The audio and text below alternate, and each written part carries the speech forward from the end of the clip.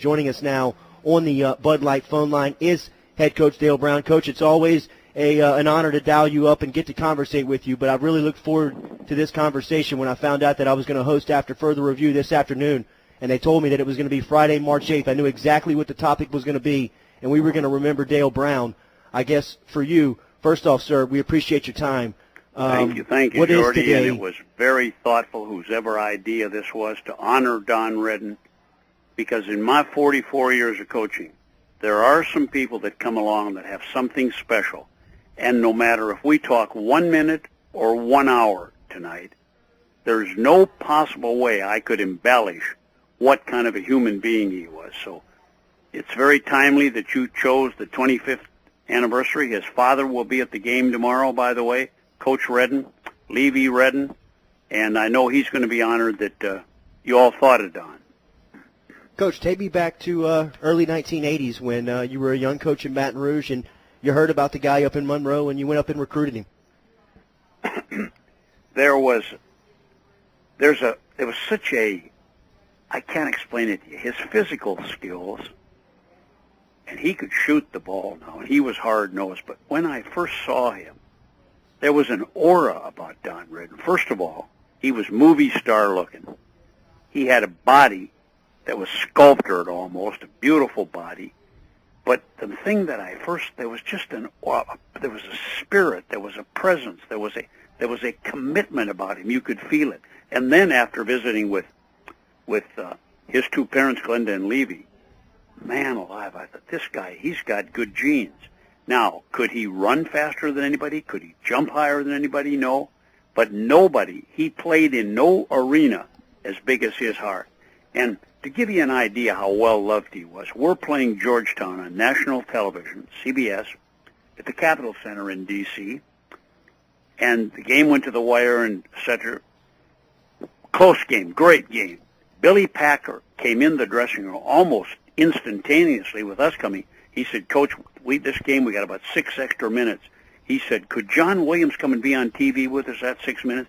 John Williams stood up.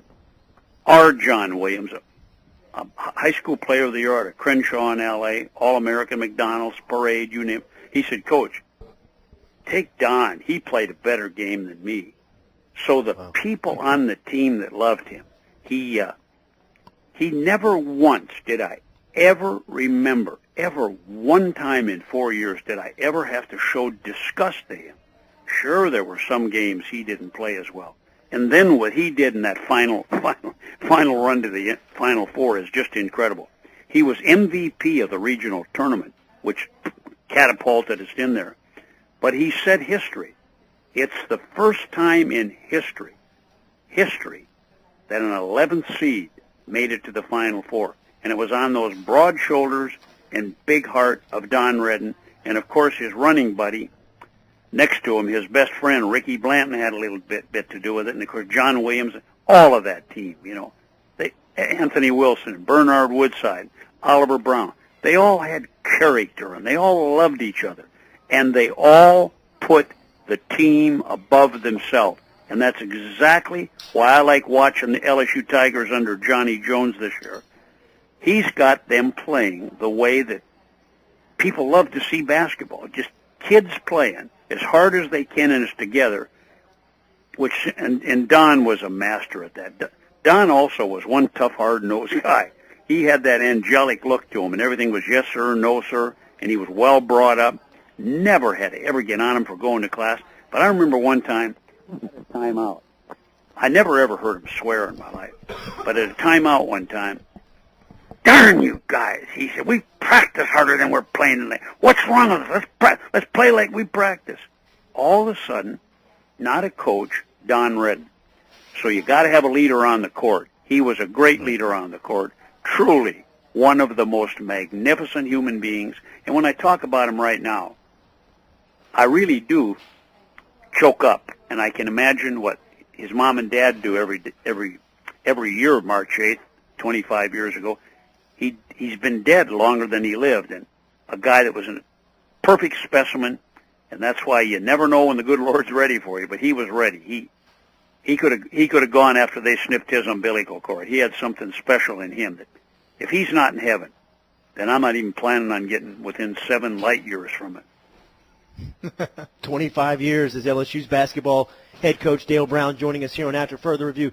Coach, as a player, I've talked to a couple of coaches, including Johnny Jones, and he said the same thing you did. Not the fastest, couldn't jump the highest, wasn't the strongest, but when you saw him play basketball, his shot fakes were textbook, his head fakes were textbook, his jumper, he got off the ground, his elbow was at a 45, he held his follow-through. He was a gym rat. To coach a player like that, I guess, what are the benefits and how easy is it to let him set the example from what you're preaching? He's the teacher.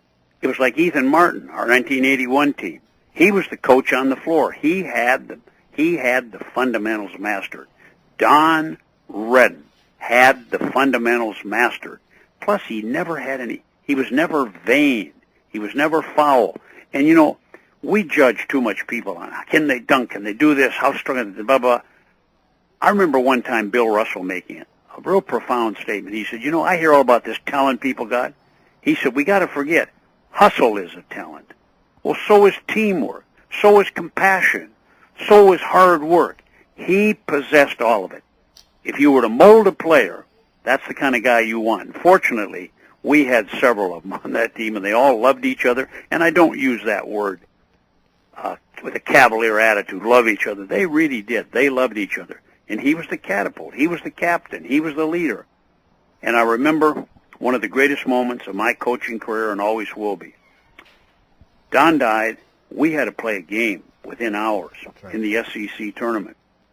Don's parents called and said they felt to honor Don and the team, they had to come to the game, which was unbelievably strength on their part with grief they were going through. They sat behind the bench, and when the game ended and we upset a team that was ranked way higher than us at the time and nationally ranked, the guys on the team grabbed that ball. We take this ball to the Reddens. I'll never forget the expression on the Reddens' face, the comfort that they had. And those are things that sports can do. You can unite during tragedy, but we've got to quit making heroes out of bums.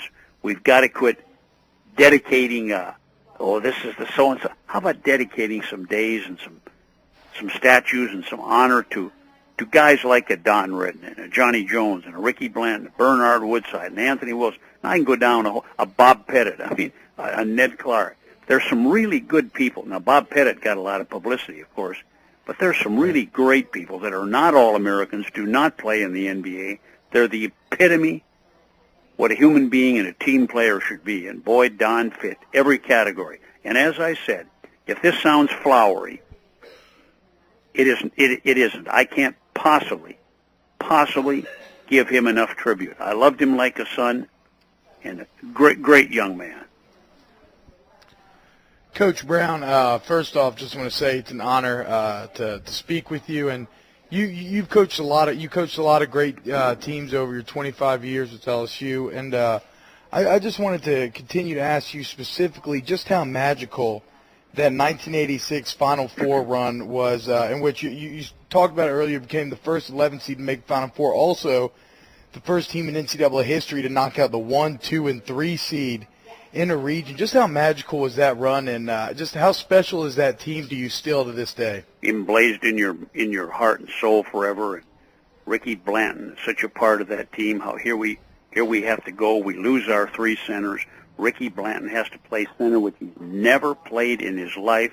He has to go the Rookie of the Year in the Big Ten. He beats All-American William Bedford, a 7'1" player from Memphis State, who went on and became a lottery pick. He then goes on. He beats John Sally, which was a great player, and went on to the NBA for greatness.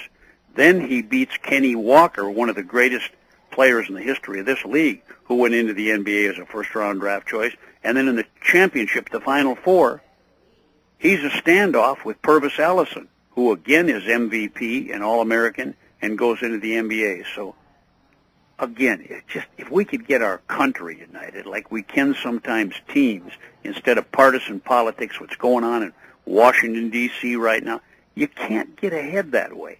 This country was founded under hard work, teamwork, people that didn't think they were entitled to anything, people that pulled together, and people that had the ability in the toughest times and I was born during those toughest times in the 1935 Depression, the people that were able to accentuate the positive and diminish the negative. And that's what Don Redden and that team had. They accentuated the positive, diminished the negative. They did believe the impossible is what nobody can do until somebody does it. And with that in mind, my wife is calling me. Dinner is ready, Jordy. Coach Brown, always appreciate the time. It's always a joy to catch up with you. Did you talk to Shaq on his birthday? I did not talk to him, but I did email him. And listen, thanks a lot for remembering Don. It's very nice. You got it, Coach. Bye, Jordy. You got it. We'll see you out there tomorrow. Thank you. That's head coach Dale Brown, a very unselfish player during his day, and former good friend of the man that we've honored throughout today's show. And he's on the LSU Sports Radio Network. He'll be on the call tomorrow at 12:30. Good friend of 104.5 ESPN. Ricky Blanton joins us here on After Further Review. Rick, good to catch up with you here on this Friday afternoon, sir. Hey guys, how's everything? Doing well, Rick. Let's start with tomorrow's matchup, and want to talk to you, obviously, in this interview about your memories of Don Redden, playing alongside of him 25 years ago, which I'm sure you know his passing. Tomorrow, LSU will honor three seniors with a lot of different stories: Eddie Ludwig, Andrew Del Piero, and Charles Carmouche. You've covered these guys all year, some of them for the last couple of seasons. I guess your thoughts on these three guys as they'll be honored tomorrow before tip-off.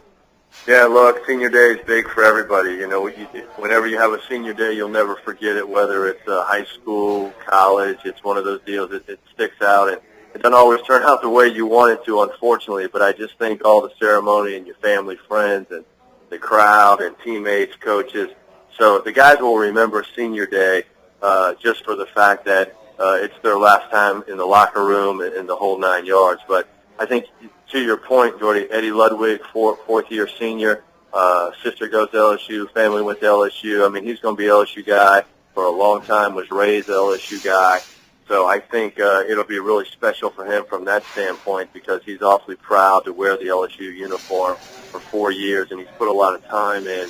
Unfortunately, it's not turning out the way he wants it to from maybe playing this year. But, look, he's got a lot of friends, and a lot of people think a lot of Eddie Ludwig. So that'll be nice to see him out there tomorrow, and hopefully he'll receive a warm welcome. Andrew Del Piero, well-documented, everything that's happened from my standpoint, being a basketball guy and looking at what he's done on the basketball court. Look, he was huge the other night against Texas A&M when Johnny O'Brien picked up his fourth foul with about 10 minutes to go. And that's kind of been the MO for Andrew this year. He's been there when the team needs him, whether it's a 5-minute stretch or a 15-minute stretch. So great story, fan favorite, so I'm sure he'll get a big round of applause when he's introduced on tomorrow before the game. And then Charles Carmouche, look, I think everyone's echoing the same sentiment. We wish we had this guy for more than 1 year because he's been on fire here lately. And he's from New Orleans. He'll have a good turnout. But wow, he's been the difference in this season, in my opinion, for the last 3 to 5 weeks. What he's done on the floor, minus one game in Knoxville. So good guys. They've all had an impact in their different ways, and we hope it turns out well for them tomorrow from the score, because that's always kind of the icing on the cake on senior day if you can win the game. Ricky, we heard Coach Jones talk about Carmouche in the preseason, how he was after him at North Texas pretty hard, trying to get him to settle down over there with him in Texas.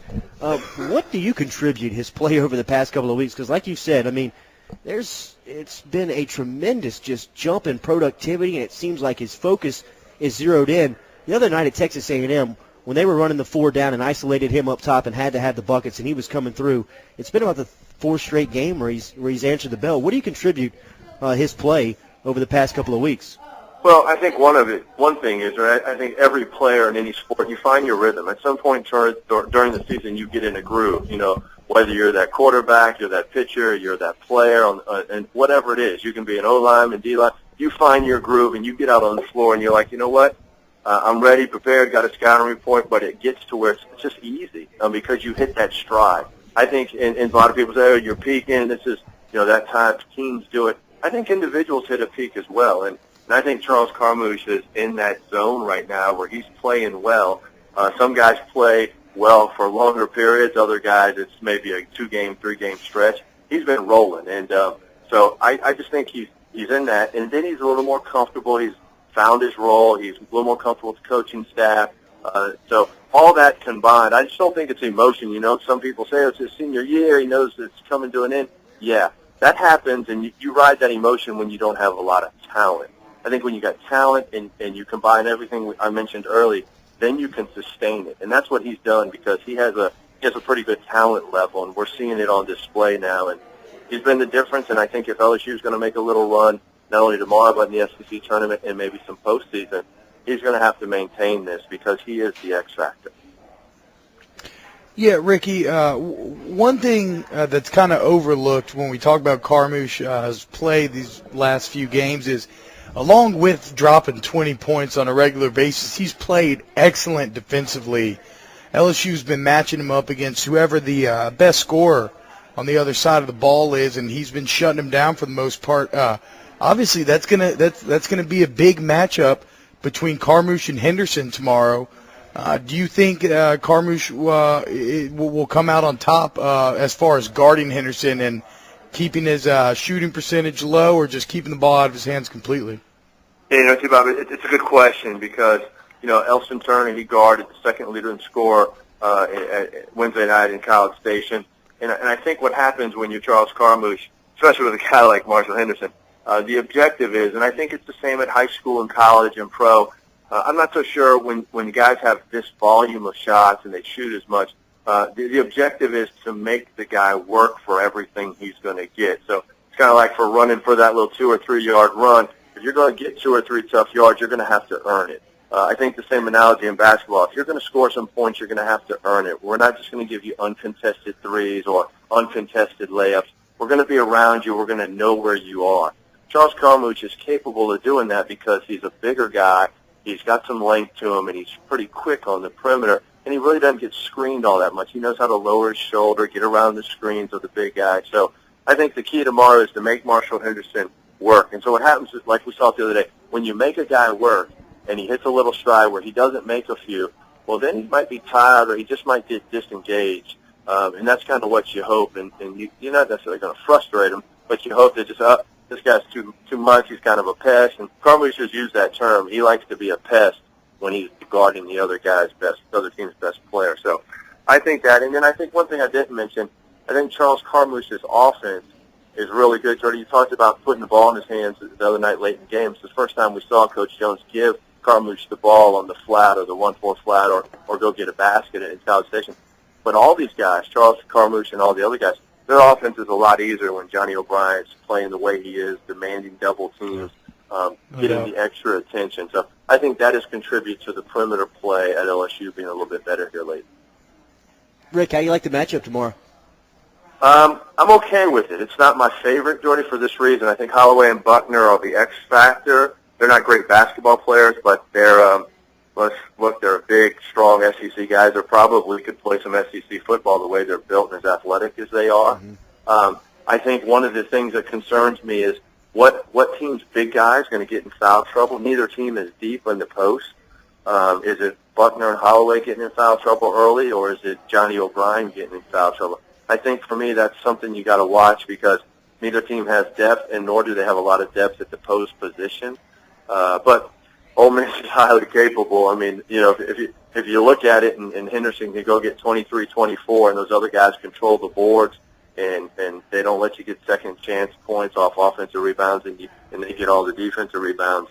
That's a scary proposition. But on the flip side, LSU shoots it the way they've been shooting it at home. It's going to put a lot of pressure on Ole Miss to score, and I don't know if they can do that. Member of LSU's All-Century team, and, of course, a member of the LSU Sports Radio Network, Ricky Blanton, who will be on the call tomorrow for LSU versus Ole Miss, 12:30 tip-off, Eagle 98.1, with a 15-minute pregame. Rick, throughout today's show, we've honored the memory of Don Redden, a guy that you played alongside and was pretty well documented that you guys were best friends during that run. 25 years ago this morning, he passed away. I guess what your thoughts, and I know that a day like today hits home with you. Yeah, tough gig, you know. Look, I mean, your best friend, the guy who's, and we all know this, you come in as a freshman, and there's always ultimately that guy that takes you under your wing. Don Redden was that guy for me. So it was it was a tough deal, sad day. We were in the midst of we just finished our last game. This time it was a Tuesday or Monday, and we had our SEC tournament that week. It was the week of the SEC tournament. So, a guy was full of life, had a big life in front of him, and I think any listener that knew Don or is old enough to know who he was about as LSU as you can get, from Monroe, about as country as you can get, and 6'5", 220, and had the softest hands, and can shoot it from anywhere on the floor. So, I think we all remember it. I think we cherish the times that we had together, and we made a heck of a run his senior year. And ironically, my freshman year, he was the guy I played behind, and I played in every game, but only about 8 or 9 minutes because he was too good. And then, my sophomore year, we had some injuries and had some issues in the post, and I had to play out of position for most of the year. But it turned out to be something that was really fortunate because I got to play with Don his senior year, even though I was a converted guard playing the post, but it gave me minutes and play. So it was a lot of fun, and I think a lot of people, and I appreciate you guys doing what you're doing today, because some people think basketball just started playing about 10 or 15 years ago. Some of us old-timers look back, and guys like Don was, he was a joy to watch, and he was what it was all about when you look at college basketball, especially LSU basketball. Ricky, I want to ask you about the first game y'all played after Redden's service. Story goes, you hadn't slept in days.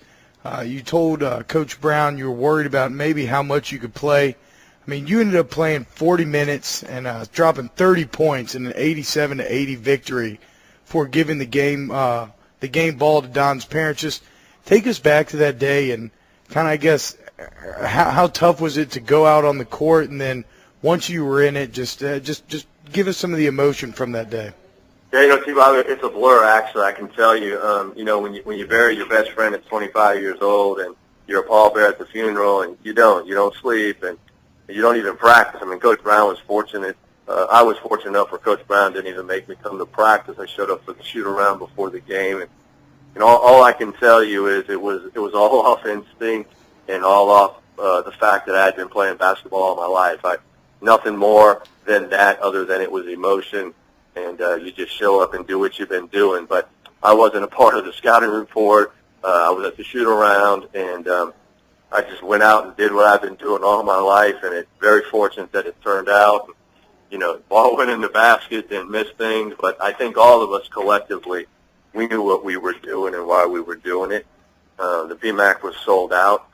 We played Vanderbilt, and sometimes those things happen. It was one of those games where it just happened, and I couldn't tell you anything other than all I know is you just had to do it. And there was a lot of debate from my standpoint with my family, whether I was going to play or not, and it was pretty tough, but it worked out, and it was for the family, it was a special moment. I mean, it took a lot for them to come to the game.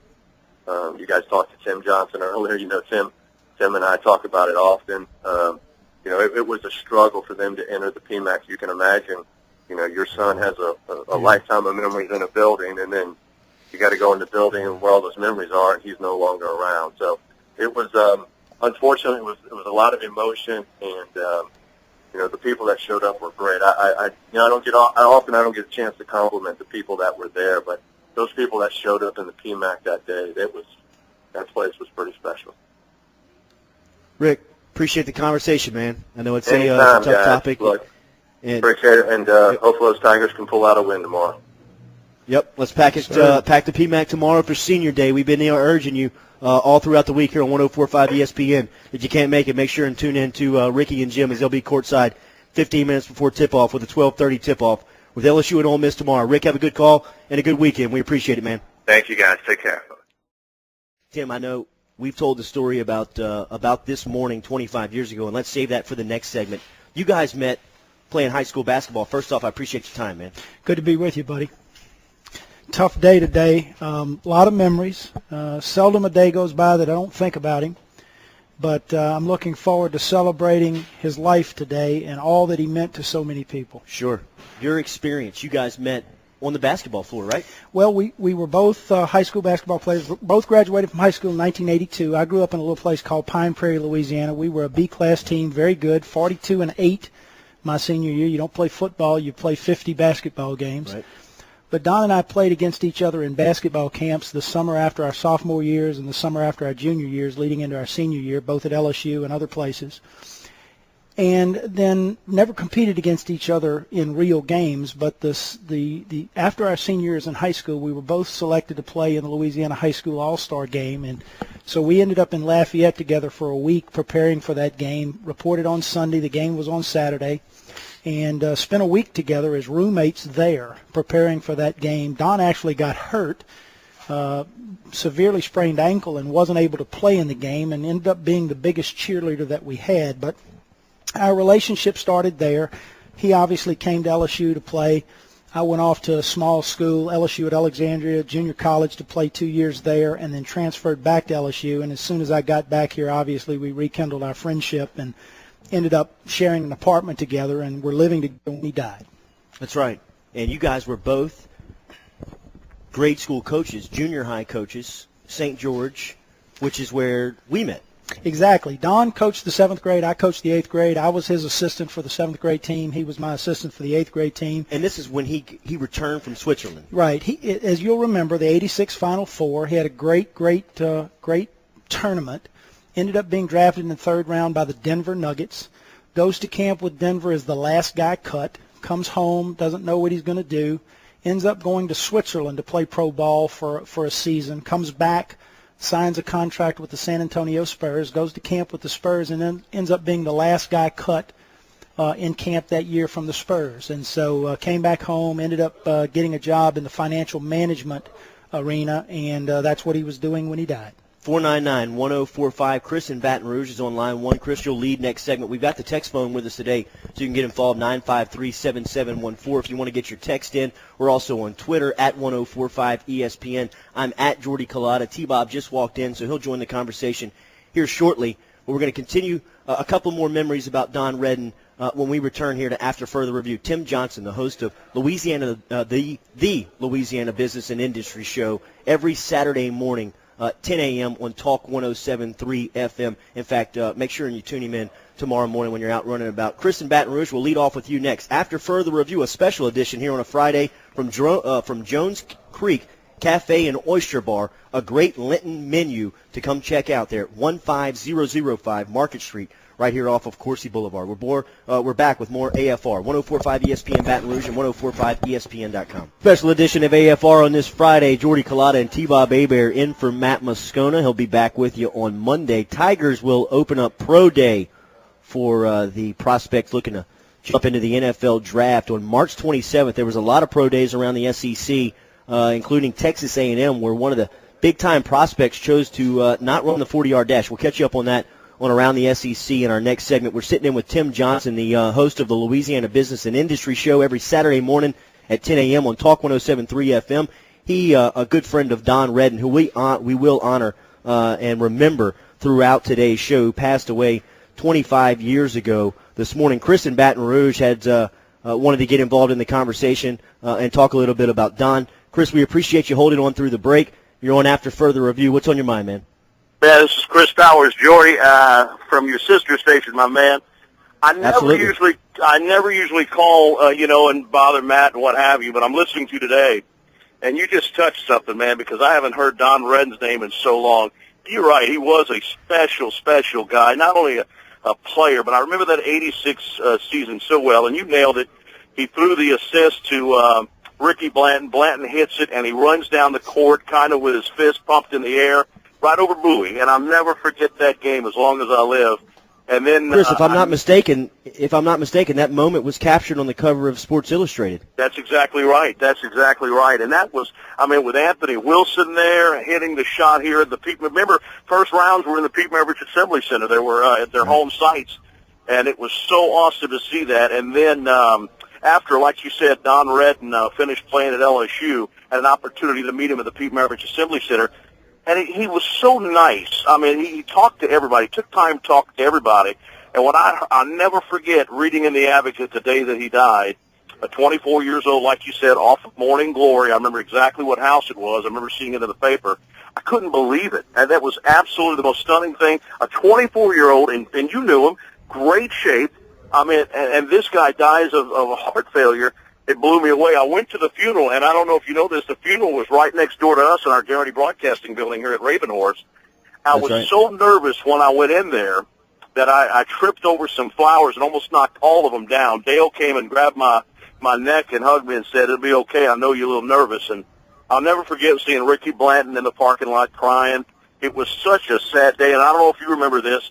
The next game they had at the PMAC, all the basketball team came up and hugged his parents in the stands, and it was that was the first game of the SEC tournament versus Vanderbilt. Yep. Let me tell you a funny story about that Vanderbilt game.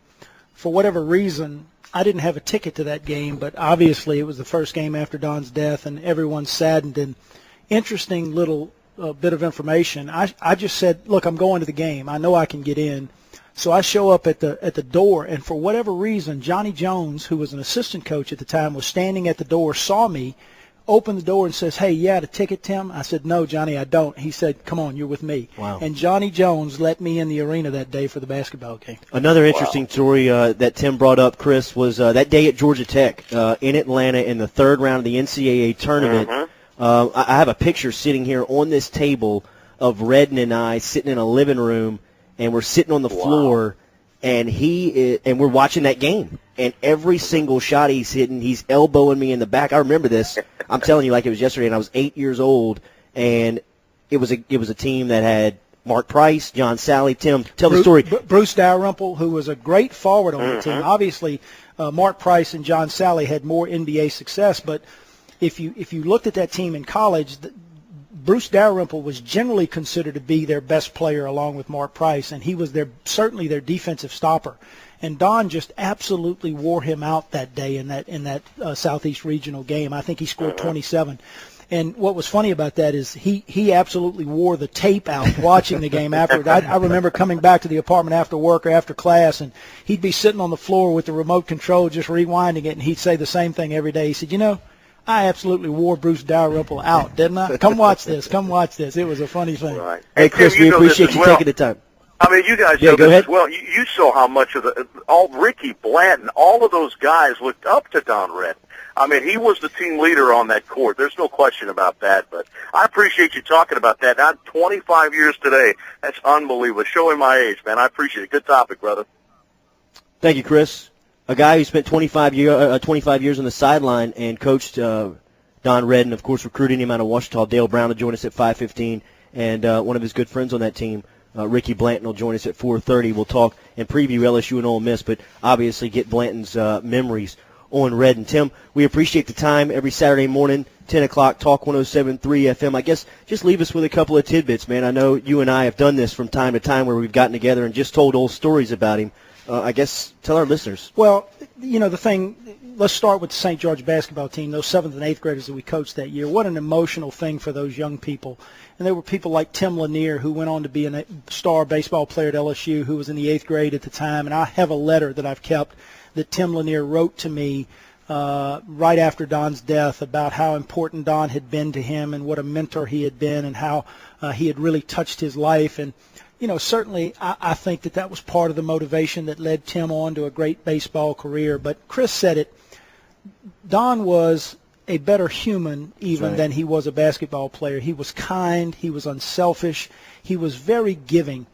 That guy was an absolute rock star in this town, and wherever we went, he was mobbed. But he always took time to talk to everyone. His friends were critically important to him. I think about Charlie Landry, who was a roommate with us, and we used to give Don such a hard time because he was so big and so physical, and Charlie used to tell him all the time, "Redden, I'd rather have your head full of quarters than $1 million." But he was just that kind of guy, just a good old country boy who loved his friends and loved his family, and he was one of a kind, and I don't know if we'll ever see another combination of human and skilled basketball player like Don was ever again. I hope we do. It's great to pay respect to him today. Tim Johnson of the Talk 107.3 FM Louisiana Business and Industry Show. Appreciate everything you've done for me. It's great to see you, sir. Thanks, Jordy.